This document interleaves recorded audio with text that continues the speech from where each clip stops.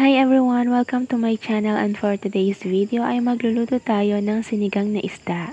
Simpleng luto lang to ng sinigang na isda, kaya tara guys, samahan niyo na akong magluto.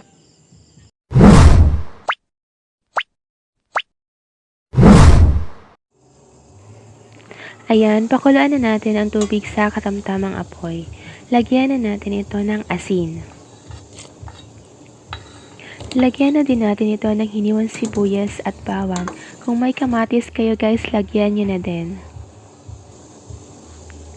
Kumukulo na siya, ilagay na natin ang okra.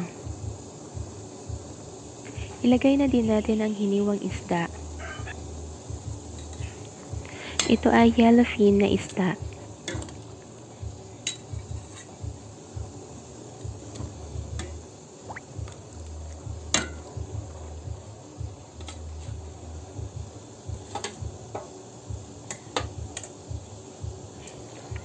Naglagay lang tayo ng 4 na piraso ng hiniwang isda.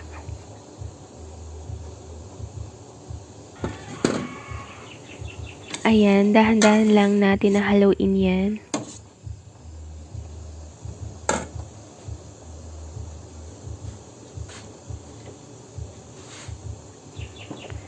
Maglagay na din tayo ng dahon ng malunggay.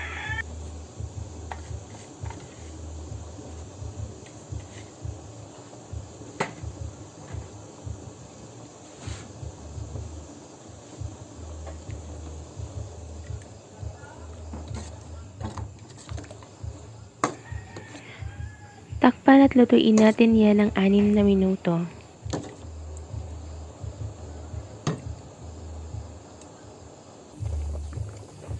Pagkatapos ng 6 na minuto, ilagay na natin ang dahon ng kamote. Ito yung kulay pula na dahon ng kamote. Maglagay na din tayo ng siling haba at pula na sili. Hayaan lang natin yan na kumulo ng 3 minuto.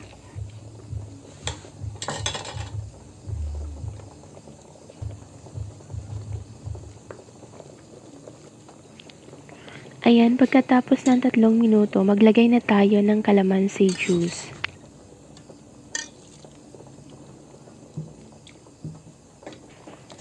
Haluin natin ng dahan-dahan lang.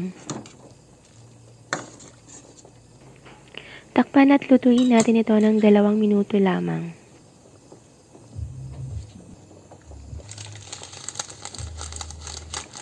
Pagkatapos ng 2 minuto, lagyan na natin ito ng pampalasa.